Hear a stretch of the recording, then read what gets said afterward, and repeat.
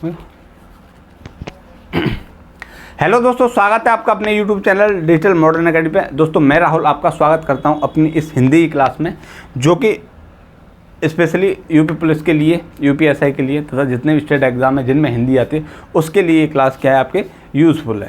तो हमारी ये सीरीज़ चल रही है पूरी, जिसमें हमने अब तक बहुत सी चीज़ें कर ली। हमारे 2-4 टॉपिक रह गए, जैसे हमारा कारक रह गया है आपका, साथ ही साथ ये आपका वाक्य रह गया, वाच्य रह गया है, ठीक है। बाकी का हमारा जो ग्रामेटिकल पूरा पार्ट है वो हमने कंप्लीट कर लिया है। अगर किसी बच्चे नहीं देखे, पूरी प्लेलिस्ट हमारी इस क्लास की पूरी बनी हुई है, आप वहाँ जाके देख सकते हो। तो बात करें दोस्तों, आज का जो हमारा टॉपिक रहेगा बड़ा इंपॉर्टेंट टॉपिक है और परीक्षा की दृष्टि से बहुत ज़्यादा इंपॉर्टेंट टॉपिक है। क्यों? क्योंकि इससे किसी न किसी परीक्षा में आपका कोई ना कोई क्वेश्चन बनता है। जो हमारा जो टॉपिक है दोस्तों वो है हमारा कारक का टॉपिक है।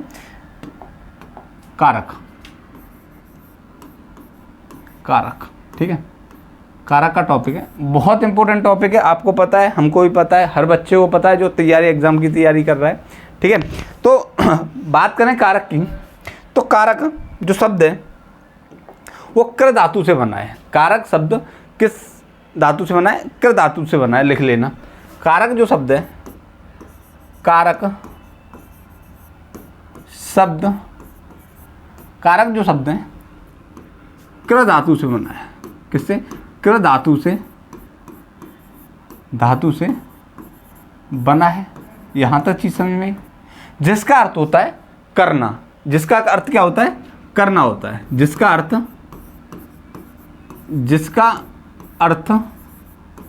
क्या होता है? जिसका अर्थ करना होता है।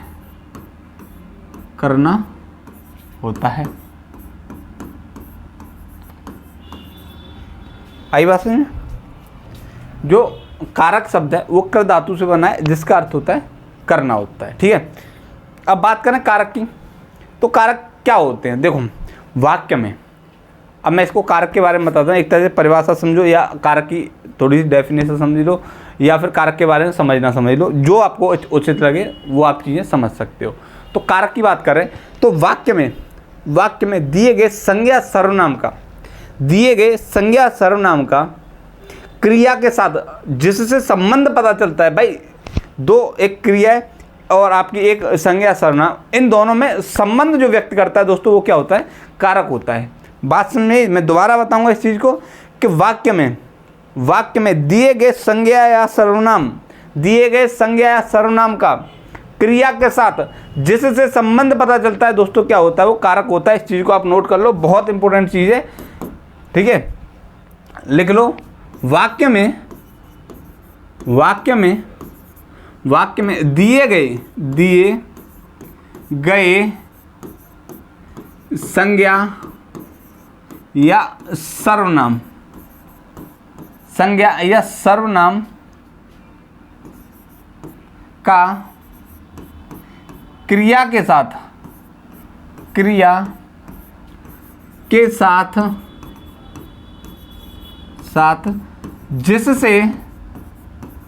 सर्वनाम का क्रिया के साथ जिससे संबंध का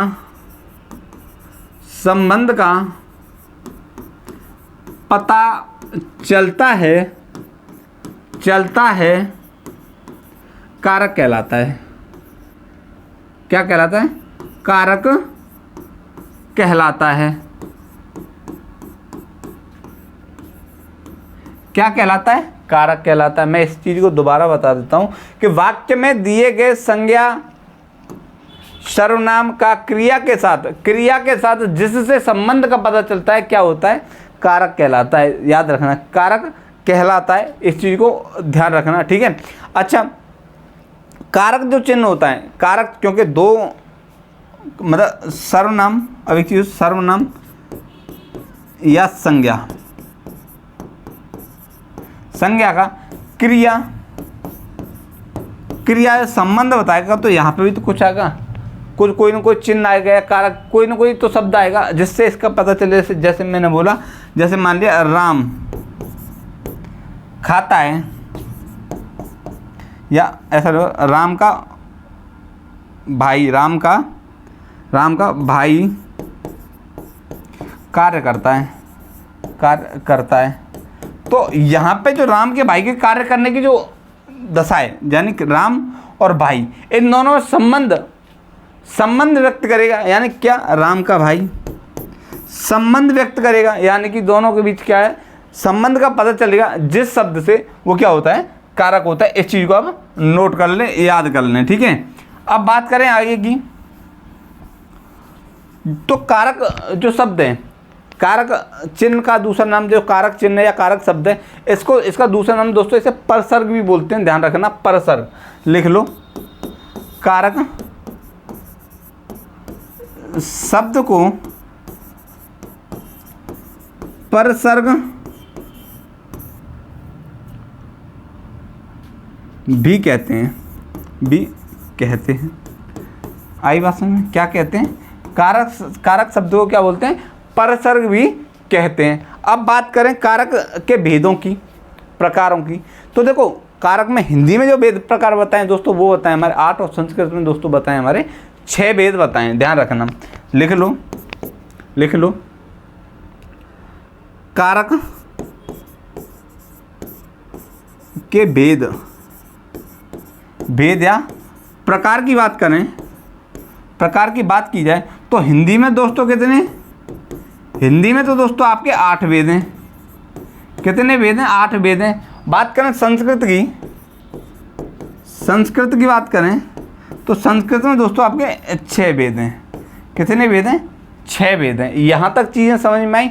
एक बार मैं और बता देता हूँ आपको कि कारक शब्द के धातु से बना है जिसका अर्थ होता है करना, अब बात करें कारक की परिभाषा की, तो वाक्य में दिए गए संज्ञा सर्वनाम का क्रिया के साथ जिससे संबंध का पता चलता है क्या होता है, कारक कहलाता है। कारक शब्द का दूसरा नाम क्या है, परसर्गी बोलते हैं। कारक शब्द को क्या बोलते हैं, परसर्गी बोलते हैं। चौथी बात दोस्तों मैंने इसमें बताई कि कारक के भेद या प्रकार मैंने बताए, तो हिंदी में दोस्तों हमारे 8 भेद हैं और आपके संस्कृत में दोस्तों 6 भेद हैं। यहाँ तक चीज़ें समझ में आई तो वीडियो को लाइक करें और चीज़ों को नोट करें, फिर आगे की बात करते हैं।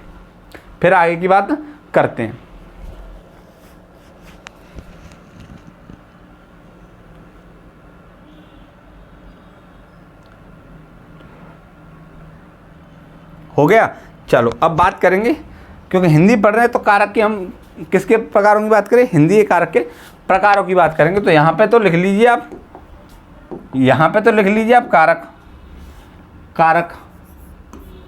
कारक और यहाँ पे कारक चिन्ह, यहाँ पे लिख लीजिए कारक चिन्ह या इसे परसर्ग भी बोलते हैं, परसर्ग, ठीक है। इन दोनों को आप यहाँ पे 2 कॉलम बना लीजिए जिससे कि आपको चीज़ें समझ में आएंगी। तो जो दोस्तों हमारा जो पहला जो प्रकार है वो है हमारा कर्ता कारक। कौन सा, कर्ता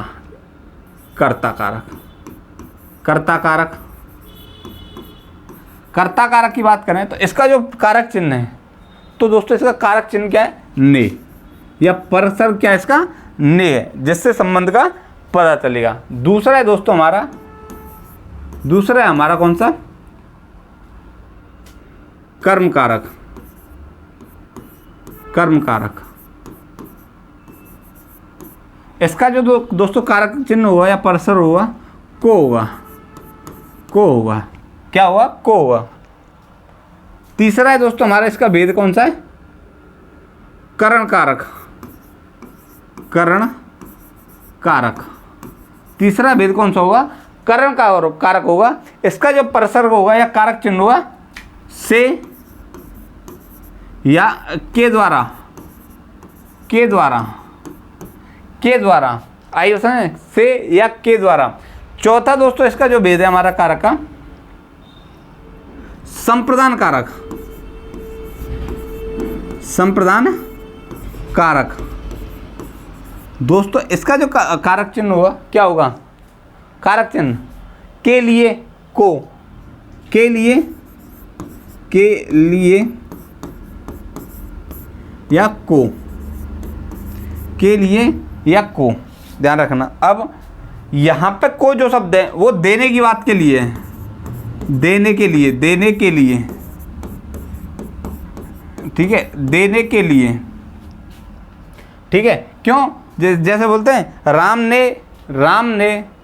ने राधा को प्रसाद दिया, तो को जो परसर्ग है वो देने के लिए यहाँ प्रयोग होगा, ध्यान रखना। बात करें पांचवे के भेद की, अपादान कारक। कौन सा? अपादान कारक।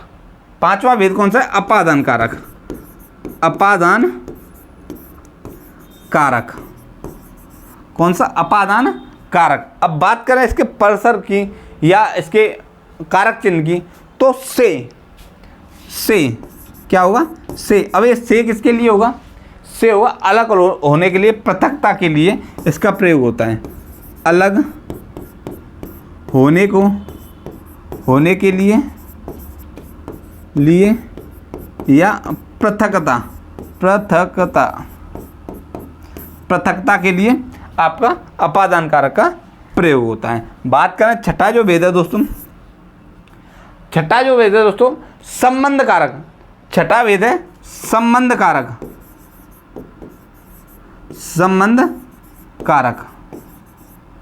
इसका जो परसर्ग हुआ या कारक चिन्ह हुआ, का, की, के, रा, री, ने, रे, ने, ना, नी, ये जो शब्द हैं दोस्तों, ये हमारे संबंध कारक के क्या होंगे? आपके संबंध कारक के क्या होंगे? आपके परसर्ग या कारक चिन्ह होंगे। सातवें की बात करें तो अधिकरण कारक। कौन सा हुआ? अधिकरण कारक।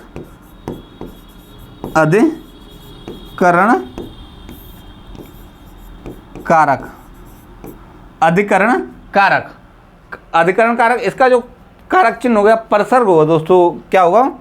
पे या में, पे, पर।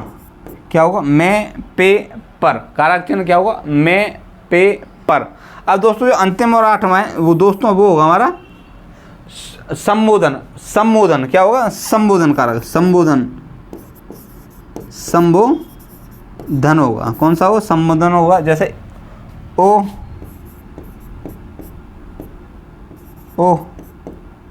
अरे, ओह, अरे, अजी,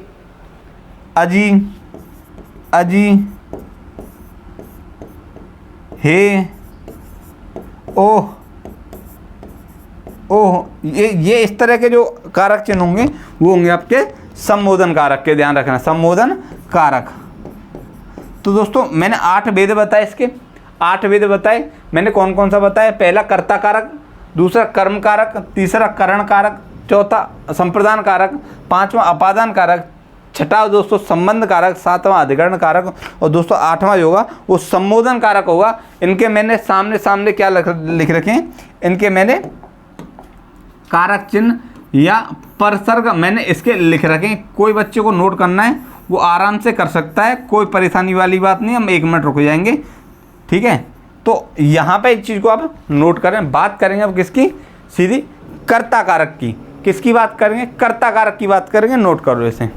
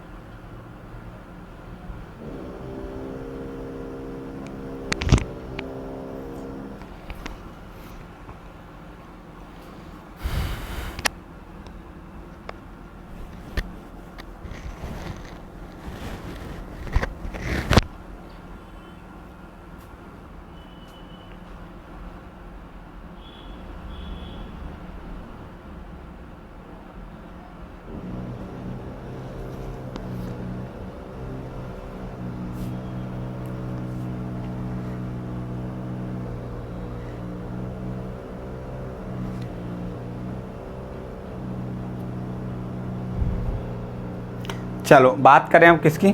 जो हमारा पहला है वो होगा हमारा कौन सा? कर्ता कारक। एक एक से पढ़ेंगे। कौन सा है हमारा? कर्ता कारक। देखो कर्ता कारक की बात की जाए तो इसके बारे में थोड़ा सा जान लो। कर्ता कारक क्या होता है? जो किसी कार्य के लिए जो कर्ता यानी वाक्य में जो किसी कार्य को करने के लिए स्वतंत्र हो, कर्ता या सीधी बोलो कर्ता किसी कार्य को करने के लिए स्वतंत्र हो तथा क्रिया से संबंध, क्रिया से सीधा संबंध किसकी उपस्थिति में हो? आपके कर्म की उपस्थिति में हो। किसकी में? कर्म की उपस्थिति में हो। कैसा कारक होगा आपका? कर्ता कारक होगा। लिख लो इस चीज को, लिख लो। कर्ता कार्य करने के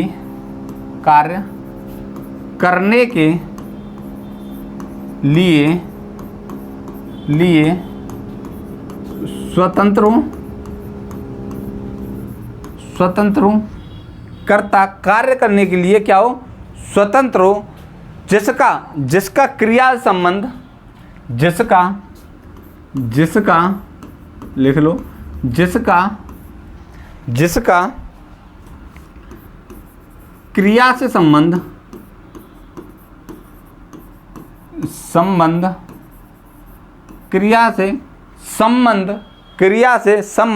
कर्म की उपस्थिति के बाद हो। संबंध कर्म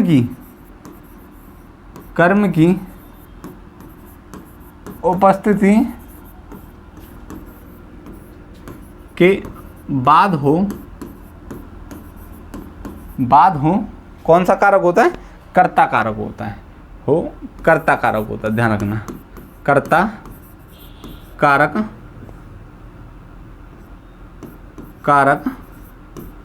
होता है। आई बात में क्या होता है? कर्ता कारक होता है। यहाँ तक चीज़ समझ में भाई। अब बात करें कारक चिन्ह की, तो कर्ता कारक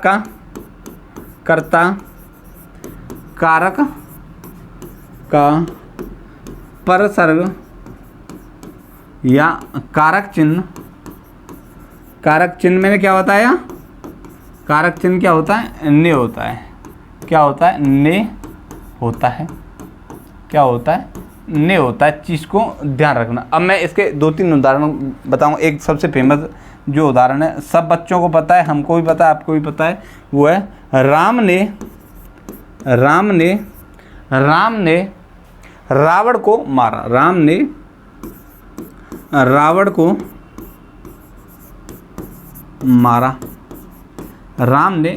को मारा। तो मैंने क्या बताया? कर्ता का संबंध क्रिया से किसकी उपस्थिति में हो? कर्म की उपस्थिति में हो। तो दोस्तों यहाँ पर कर्म क्या है आपका? कर्म क्या है? कर्म है आपका रावण, और संबंध किसका बता रहा है? आपका कर्ता ने। किसने? मतलब कर्ता स्वतंत्र है। किसको मानने के लिए? रावण को मानने के लिए कैसा है? स्वतंत्र है। और किसकी उपस्थिति में हो रहा है? आपका किसकी उपस्थिति में हो रहा है? कर्म की उपस्थिति में हो रहा है। दोस्तों जो यहाँ पे हमारा कारक चिन्ह क्या है? हमारा ने। क्या है हमारा कारक चिन्ह? ने। ध्यान रखना। वैसे मोहन ने पुस्तक पढ़ी। ले लो। मोहन ने पुस्तक पढ़ी। क्या पढ़ी? पुस्तक पढ़ी। मैंने क्या बताया? क्रिया संबंध कर्म की उपस्थिति के बाद आएगा। कर्म की उपस्थिति यानी कर्म का यहाँ पे क्या है? पुस्तक। मोहन ने पहले पुस्तक पढ़ी, मतलब क्या है? कर्म की उपस्थिति के बाद आया क्रिया संबंध। क्या पढ़ी? पुस्तक पढ़ी। किसने? मोहन ने। तो बात समझ में? मोहन ने पुस्तक पढ़ी, तो यानी कर्म की उपस्थिति के बाद किसके संबंध होगा? आपके क्रिया से। और सबसे बड़ी पहचान है इसमें ने परसर्ग आ जाए। ने परसर्ग जिसमें आ जाए वो कौन सा कारक होगा? आपका कर्ता कारक होगा। और इसके उदाहरण देख लो। गीता ने खाना खाया। गीता ने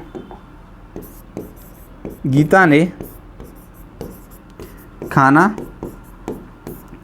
खाया। ठीक है, गीता ने खाना खाया। मैंने के बाद प्रेमा ने गीत गाया। प्रेमा ने गीत गाया। तो सीधी बात है, पहचान मैंने एक ही बता दी आपको। जिसमें ने परसर्ग रह जाए वहाँ कौन सा कारक होगा आपका? कर्ता कारक होगा।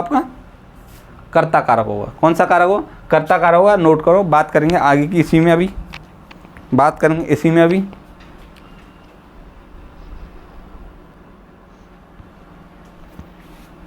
हुआ, चलो अब बात करें। देखो अब हमने पहचान तो कर ली, इसमें पहचान तो कर ली भाई ने उपसर्ग आ जाए तो कौन सा कारक होगा, कौन सा कारक होगा आपका कर्ता कारक होगा। बाय द वे अगर ने उपसर्ग नहीं आ रहा है तो उसके लिए हम क्या करेंगे, 1% ने उपसर्ग नहीं आ रहा है तो उसके लिए क्या करें, उसके लिए हम है ना बताने के लिए, क्यों परेशान हो रहे हो। देखो अगर अगर अगर क्रिया भूतकाल में हो तो कर्ता के साथ ने उपसर्ग या ने कारक चिन्ह आएगा। पहली बात, भूतकाल में भूतकाली क्रियाओं के साथ कर्ता, सॉरी दोबारा मैं इस बात को बताता हूँ कि अगर क्रिया भूतकाल में हो रही हो तो कर्ता के साथ ने उपसर्ग आएगा। अगर अगर अगर क्रिया वर्तमान काल या भविष्य काल में हो तो कर्ता के साथ ने उपसर्ग नहीं आएगा। इस चीज़ को आप नोट कर लेना है, ध्यान कर लेना। मैं इस चीज़ को बता दूँ, मैं दोबारा इस चीज़ को बता दूँ, आपको समझ नहीं पड़ेगा। मैं दोबारा इस चीज़ को बता देता हूँ कि अगर पहला पॉइंट है, अगर जो क्रिया है भूतकाल में हो रही हो तो कर्ता के साथ क्या आएगा, ने उपसर्ग आएगा, पहली बात। दूसरी बात मैंने क्या बोली कि अगर क्रिया वर्तमान काल या भविष्य काल में हो, वर्तमान काल या भविष्य काल में हो रही हो तो क्रिया के साथ ने उपसर्ग या ने कारक चिन्ह नहीं आता है। इस चीज़ को आप ध्यान रखना, लिख लो। यदि क्रिया क्रिया क्रिया भूतकाल में हो रही होती है या हो रही हो तो हो रही हो तो कर्ता के साथ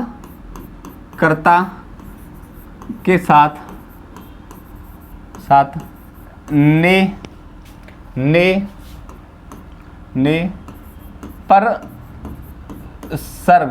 उपसर्ग आएगा। इस चीज़ को ध्यान रखना। जबकि क्रिया वर्तमान काल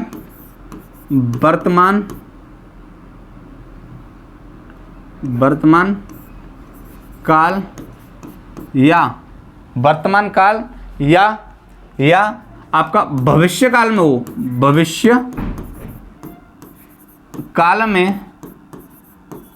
हो रही हो तो कर्ता के साथ ने उपसर्ग नहीं आएगा। इस चीज को ध्यान रखना।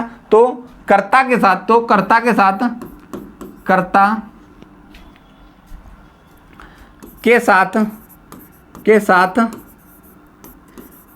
ने उपसर्ग नहीं आता है।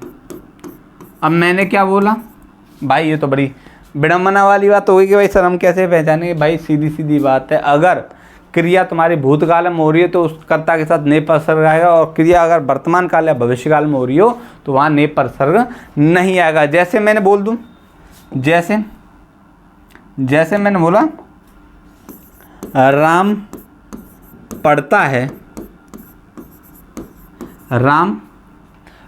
है, ये तो कौन सी बात हो गई, ये कौन सी बात हो, वर्तमान वाली बात हो भाई, राम पढ़ता है। अगर मैं इसी चीज़ को कन्वर्ट करूं किसमें भूतकाल में, तो मैंने क्या बोलूँगा इसमें कि राम ने पढ़ाई की थी, राम ने पढ़ाई की।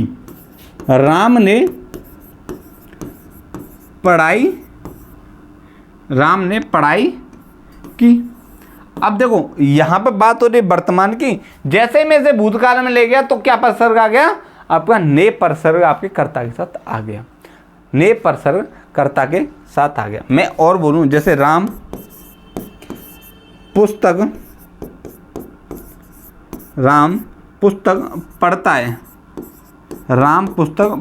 है, बात करें मैं इसकी तो कौन सी बात है, वर्तमान काल की बात है। किसकी बात है, वर्तमान काल की बात है। अगर इसे मैं यहीं पे इसे अगर मैं भूतकाल में ले जाऊं तो राम ने पुस्तक पढ़ी थी। राम ने पुस्तक पढ़ी थी। क्या था? राम ने पुस्तक पढ़ी थी। राम ने पुस्तक पढ़ी थी। अब मैंने बोला राम पुस्तक पढ़ता है, ये वर्तमान की बात है। यही बात अगर मैंने भूतकाल में ले गया मैं इस भूतकाल में, तो क्या देखो भविष्य से भूत में जा रहे हैं। देखो मैं भूतकाल में ले गया, क्या राम ने पुस्तक पढ़ी तो ने परसर्ग आ गया भूतकाल में, वैसे ही जैसे राम पुस्तक पढ़ेगा। अब मैंने बोला यहीं पे राम पुस्तक पढ़ेगा।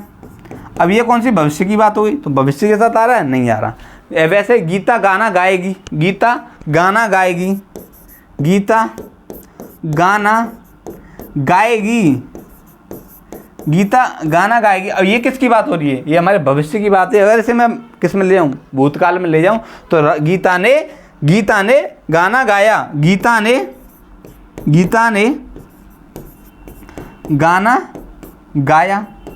तो बात समझ में एक आई आपके कि अगर क्रिया आपकी भूतकाल में हो रही है तो ने परसर्ग आएगा, कन्फर्म में आएगा। और वहीं अगर क्रिया आपकी किस में हो रही है, क्रिया आपकी वर्तमान काल या आपकी किस में हो रही है, भविष्य काल में हो रही है, तो आपका ने परसर्ग बिल्कुल भी नहीं आएगा। अगर कोई बच्चे इस चीज़ में कंफ्यूज है तो उसके लिए एक अच्छा थॉट क्या है, देखो मैं एक बात बोलूं, अगर बच्चा ये बोले कि सर हम कैसे पहचानेंगे, हम इसे कैसे पहचानेंगे, तो उसके लिए फंडा है कि वर्तमान काल की क्रिया है ना उसमें, अगर तो उसे कहाँ पे ले जाओ आप, इसे वर्तमान की काल की क्रिया को इससे आप ले जाओ किस में, भूतकाल में। आपको सारी चीज़ें पता चल जाएंगी कैसे क्या है, ठीक है। तो इस चीज़ को आप नोट कीजिए। बात करेंगे हम किसकी, कर्म कारक की। किसकी का बात करेंगे, कर्म कारक की बात करेंगे। तो आप इसे नोट करो।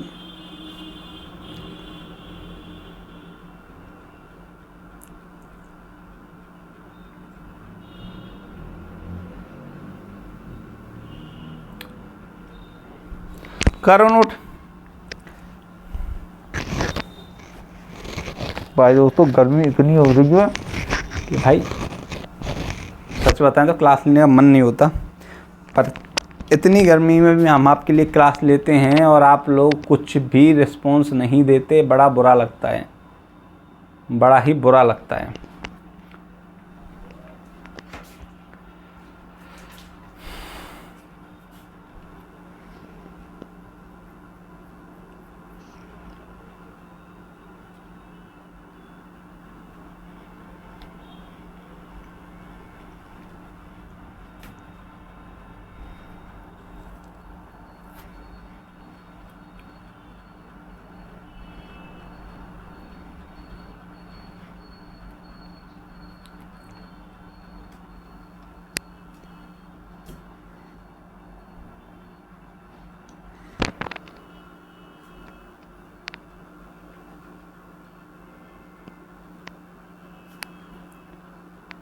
ठीक है, चलो बात करते हैं आगे की।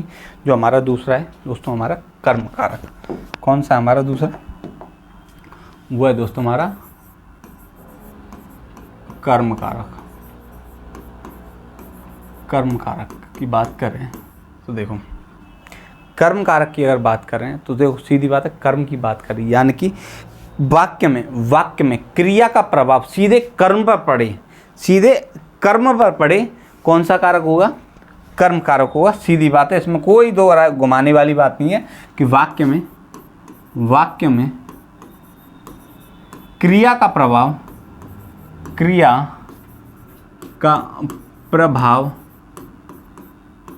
सीधा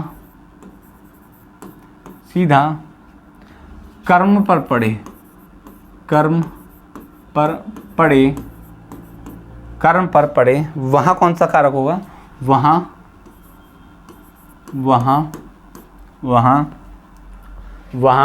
क्या होगा?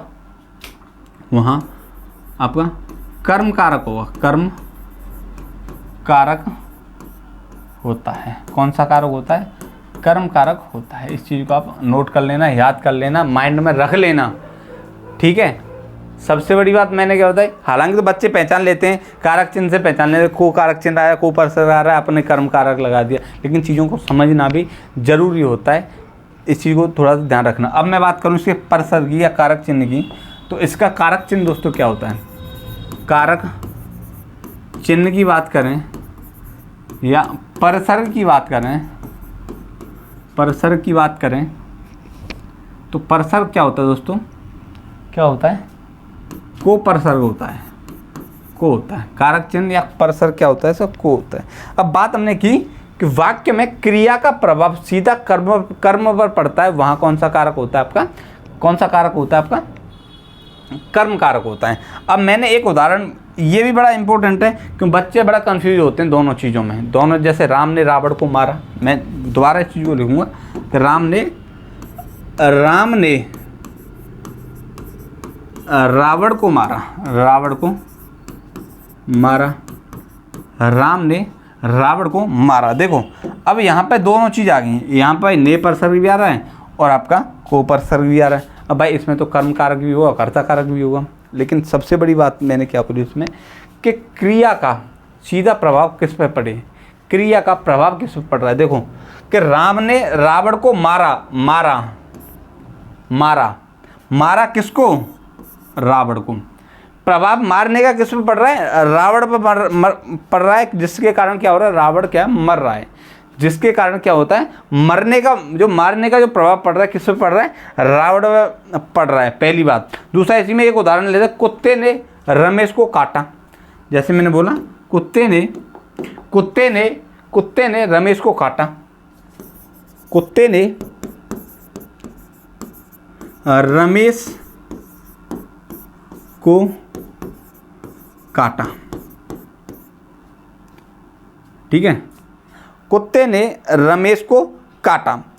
आई बात समझ में। अब बात करें यहाँ पे क्रिया की, तो काटने का प्रभाव किस पे पड़ रहा है, रमेश पे पड़ रहा है, किस पे, कर्म पे पड़ रहा है, किस पे पड़ रहा है, कर्म पे पड़ रहा है। अगर यहाँ पे कन्फ्यूजन वाली बात है तो अब देखो इस चीज़ में दो चीज़ याद रखना, दो चीज़ इस चीज़ में याद रखना। देखो पहली बात तो अगर ऐसी कंडीशन बन रही है तो कर्ता कारक और कर्म कारक ये दोनों कभी एक साथ आपके ऑप्शन में नहीं मिलेंगे, या तो कर्ता कारक मिलेगा या आपको कर्म कारक मिलेगा। पहली बात, अगर आ रहे हैं तो क्वेश्चन आपका गलत है, पहली बात। दूसरी बात अगर बात करें तो अगर मैं इस चीज़ को, मैंने क्या बताया पिछली जो मैंने कर्ता कारक मैंने बताया, उसमें एक चीज़ मैंने बड़े अच्छे से आपको बताई थी कि कारक चिन्ह जो आता है ने परसर्ग कब आएगा, जब क्रिया किस में हो रही हो, भूतकाल में हो रही है। लेकिन वही क्रिया अगर वर्तमान काल या भविष्य काल में हो तो वहाँ पर ने परसर्ग हट जाता है। अब इसे आप, जैसे कुत्ते ने रमेश को काटा, अब इस चीज़ को आप कहाँ ले जाओ, आप इसको कहाँ पर ले जाओ, इसे आप वर्तमान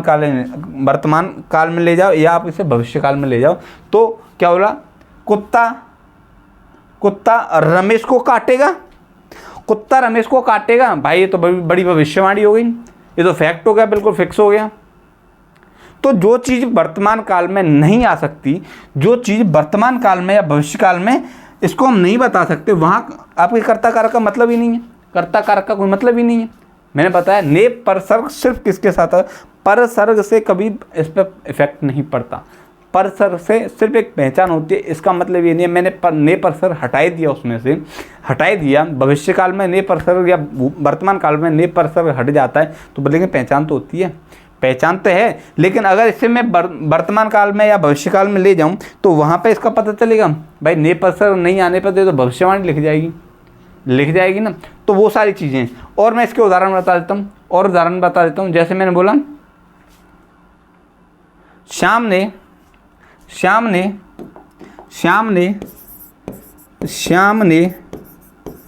गाय को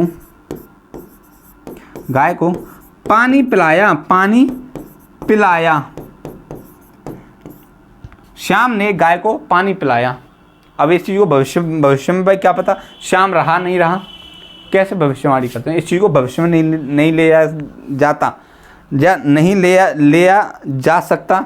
तो वो सारी चीज़ें कैसी हैं आपकी वर्तमान काल, आपकी किस में रहेंगी, हमेशा आपके कर्म कारक में क्या हो गया, क्रिया जो होती है हमेशा किस में रहती है, भूतकाल में रहती हैं। इस चीज़ को ध्यान रखना, ठीक है।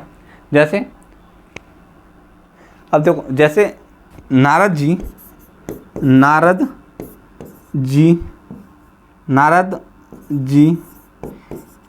केले खाते हैं। और इसमें देखो यहाँ पर क्रिया कैसी होगी आपकी, यहाँ पर क्रिया कैसी होगी आपकी, वर्तमान काल में होगी। वर्तमान काल में मैंने क्या बोला, वर्तमान काल में जाते ही कारक चिन्ह क्या होता है, हट जाते हैं कर्म कारक में, और उसमें किस में आप में, कर्ता कारक में। इस चीज़ को आप नोट कर लेना। और इसके 2-4 उदाहरण आपको लिखने, तो मैं उस चीज़ को लिखा दूंगा, पहले से आप नोट कीजिए।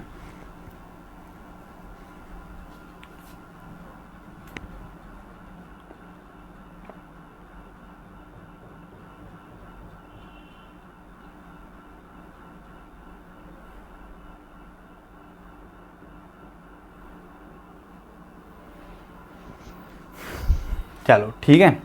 अब इसका एक पॉइंट और है कर्म कारक में, क्या है देखो, वाक्य में जहाँ वाक्य में दोनों ओर, चारों ओर, निकट, समीप, आस पास, लिख लो। वाक्य में दोनों ओर, चारों ओर, वाक्य में दोनों ओर, चारों ओर, वाक्य में दोनों ओर, चारों ओर, निकट, समीप, निकट,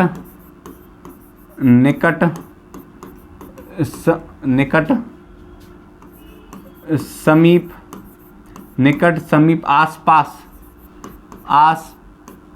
पास जैसे शब्द हों, आस पास जैसे शब्द हों, वहाँ कौन सा कारक हो, वहाँ कर्म कारक होगा, वहाँ कर्म कारक होता है। कौन सा कारक होता है, कर्म कारक आपका होता है। जहाँ मैंने क्या होता, जहाँ दोनों ओर, चारों ओर, निकट, समीप, आसपास जैसे शब्द पाए जाएं, वहाँ कौन सा कारक होगा, आपका कर्म कारक होगा। इसमें देखो, इसमें जैसे मेरे गांव के चारों ओर पेड़ हैं, मेरे गांव के चारों ओर पेड़ हैं, मेरे गांव के चारों ओर पेड़ हैं।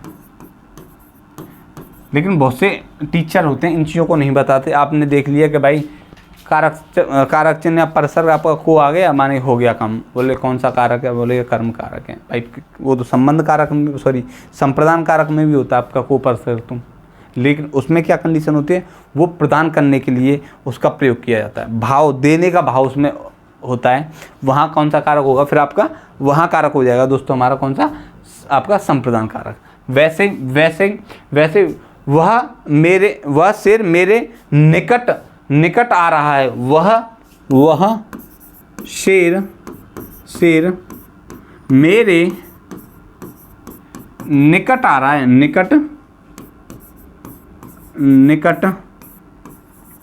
आ रहा है, वह शेर मेरे निकट आ रहा है। वहाँ कौन सा कारक होगा दोस्तों, यहाँ पे आपका कौन सा कारक होगा, कर्म कारक होगा। ठीक है। जैसे आपके आसपास कोई है, आपके बोल देते ना, आपके